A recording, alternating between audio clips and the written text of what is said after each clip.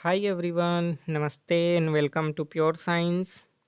इस सीरीज़ में हम लोग पढ़ रहे हैं प्रैक्टिस कर रहे हैं प्रीवियस ईयर के जो क्वेश्चन हैं उनके बारे में, है ना। ये जो प्रॉपर वीडियो है लेक्चरर एग्ज़ाम 2019, आप जानते ही हैं। लेक्चरर, टीचर और असिस्टेंट टीचर और लैब टेक्नीशियन, है ना, लैब टीचर का जो एग्ज़ाम हुआ था, तो उसमें लेक्चरर का एग्ज़ाम हुआ था, उसका ये पेपर है फिजिक्स सब्जेक्ट का। ठीक है, तो एक वीडियो पहले भी अपलोड हो चुका है, 1 से 5 तक के क्वेश्चन हमने किए हैं उसमें। आगे के क्वेश्चन करेंगे इस वीडियो में, ठीक है।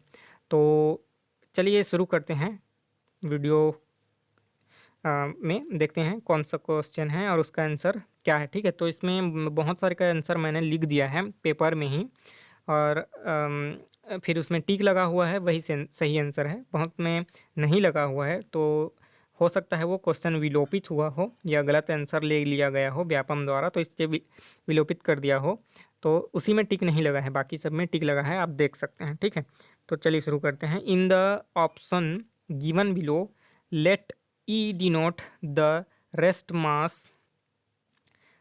मास energy of the nucleus and N denotes a neutron. ठीक है, द करेक्ट ऑप्शन इज, दिए गए विकल्प में नाभिक की ऊर्जा ई है तथा एन जो है न्यूट्रॉन की नंबर है, तो सही विकल्प कौन होगा, एनर्जी बताना है।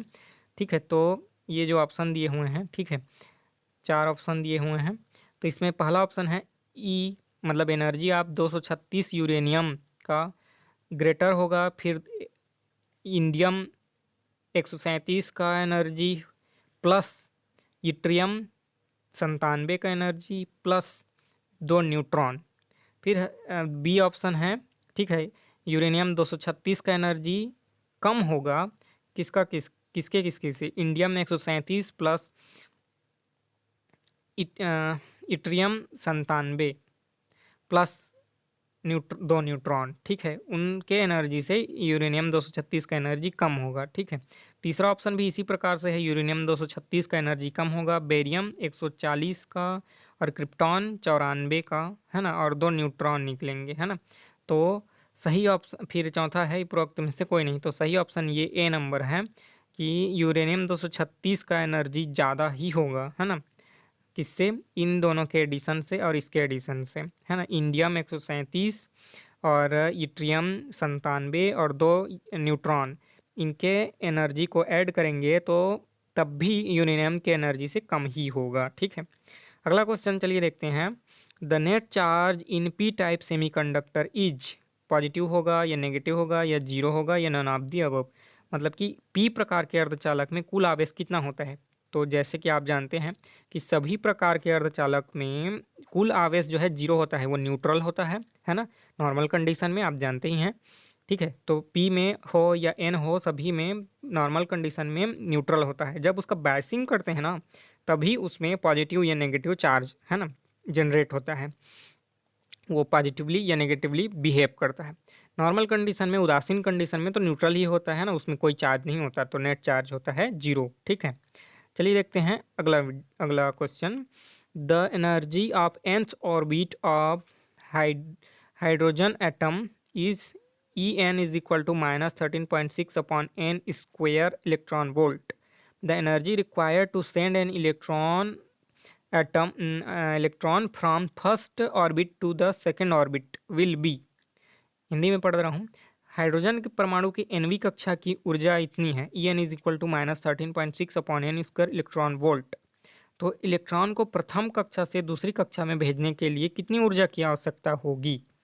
ठीक है, तो देखिए, प्रथम कक्षा से दूसरी कक्षा में भेजने के लिए कितनी ऊर्जा की आवश्यकता होगी, तो E2 माइनस दूसरी कक्षा की एनर्जी माइनस E1, मतलब कि पहली कक्षा की एनर्जी, जो भी आपका आंसर आएगा उतनी ऊर्जा की आवश्यकता होगी आपको, है ना, प्रथम कक्षा से दूसरी कक्षा में भेजने के लिए। तो ये फार्मूला दिया हुआ है। ठीक है, तो n इज इक्वल टू 1 रखेंगे तो पहली कक्षा की ऊर्जा आ जाएगी, और n इज इक्वल टू 2 रखेंगे तो दूसरी कक्षा की ऊर्जा आ जाएगी।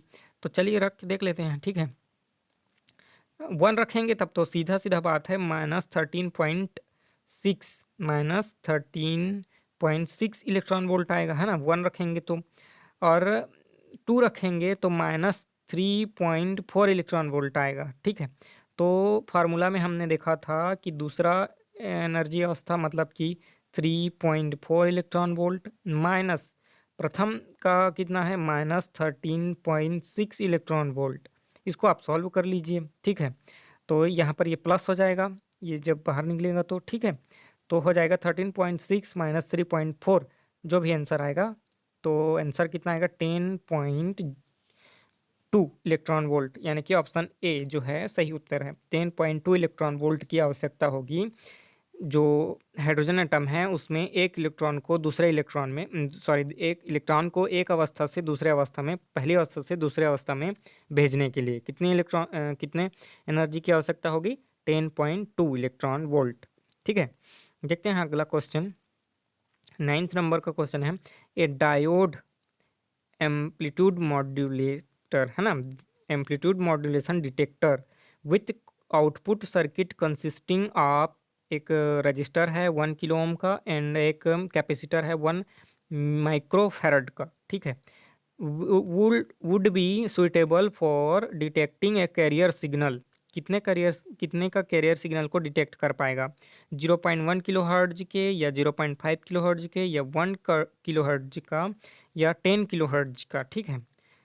हिंदी में पढ़ दे रहा हूँ। एक डायोड जो है एम्पलीट्यूड मॉड्यूलेशन पर काम करता है, उसका संसूचक R is equal to 1 kilo ohm का एक रजिस्टर रखता है तथा 1 मेगा माइक्रोफैरड का एक कैपेसिटर रखता है ना, इससे बना हुआ सर्किट है। तो ये कितने के वाहक संकेतों को संसूचित कर सकता है? तो गुड, यहाँ पर मैंने लिखा हुआ है ना, देख लीजिए। गुड डिटेक्शन या डीमॉड्यूलेशन, है ना, अच्छे से डिटेक्शन हो या डीमॉड्यूलेशन हो, उसके लिए ये फार्मूला है, सॉरी ये जो फार्मूला है, ठीक है। 1/न्यू C should be very smaller than R C time constant है। तो ये टाइम कांस्टेंट से बहुत ही छोटा होना चाहिए उसका फ्रीक्वेंसी, है ना, कैरियर फ्रीक्वेंसी टाइम कांस्टेंट से बहुत ही छोटा होना चाहिए, ठीक है। तो 1/न्यू सी है, उसको न्यू सी करेंगे तो ये very much greater than 1/RC हो जाएगा, 1/RC, है ना।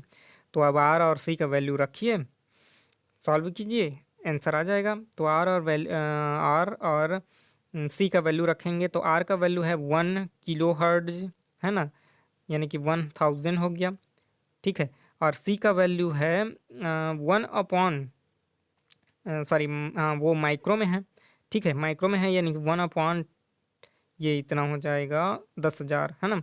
तो अब ये सॉल्व करेंगे तो हो जाएगा 1/1000, है ना। इसको सॉल्व करेंगे 1/1000 होगा, ठीक है, 1/1000, ठीक है। इसको ऊपर ले जाएंगे, हो जाएगा 1000, ठीक है, पर सेकेंड, यानी कि हर्ट्ज। यहाँ पर देख लीजिए आंसर 1000 पर सेकेंड, ठीक है। ये पर सेकेंड होता है हर्ट्ज, HZ, ठीक है। तो यहाँ पर हो जाएगा न्यू सी का वैल्यू ग्रेटर देन होना चाहिए 1000 हर्ट्ज से। तो यही तो दिख रहा है, क्योंकि ये 0 यहाँ पर देख लीजिए आप, ये ऑप्शन ए जो है 0.1 है, ऑप्शन 2 0.5 है, और ये 1 है। और हमने अभी देखा था ये वेरी मच ग्रेटर देन होना चाहिए 1000 हर्ट्ज से, 1000 हर्ट्ज से वेरी मच ग्रेटर होना चाहिए, यानी 1 किलो हर्ट्ज से वेरी मच होना चाहिए, यानी कि 10,000 ही हो सकता है। बहुत ज़्यादा होना चाहिए बोल रहे हैं ना, तो 10,000 ही हो सकता है, ठीक है। तो ये हो गया। अगला क्वेश्चन देख लेते हैं। In Rutherford scattering experiment, what will be the correct angle of alpha scattering for an impact parameter b is equal to 0? Rutherford के प्रकीर्णन प्रयोग में, ठीक है, अल्फा प्रकीर्णन की स्थिति में संघट प्राचल b इज इक्वल टू 0 के लिए सही कोण कौन सा होगा? तो ये जो मैं फार्मूला में लिखा हूँ, ठीक है, b is equal to 2e², यहाँ पर ये ओमेगा टी है ना, ये कॉस होता है, cos theta by 2 upon 4 pi omega T, 4 pi E zero और के आई होता है, ठीक है, ई ज़ीरो और के आई होता है, ठीक है, ई ज़ीरो के आई, ठीक है। तो यहाँ पर हमको इधर से कोई मतलब नहीं है। आप देखिए theta cos theta by two होता है, ठीक है।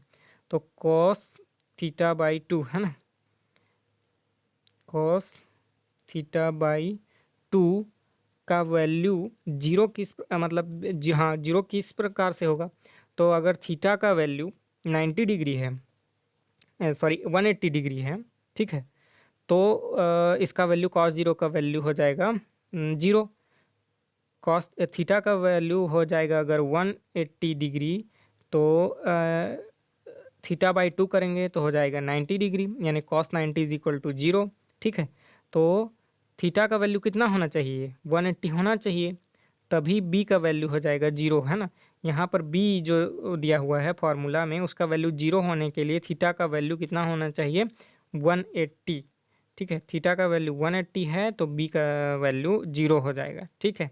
तो इस वीडियो में इतना ही, आगे के वीडियो में फिर चर्चा करेंगे 11 से 15 तक के क्वेश्चन को, ठीक है। तो मिलते हैं अगले वीडियो में। कोई सजेशन हो, आपको कोई क्वेश्चन पूछना हो तो कमेंट करके पूछ सकते हैं, बता सकते हैं, ठीक है। तो चलिए मिलते हैं अगले वीडियो में। धन्यवाद, नमस्ते।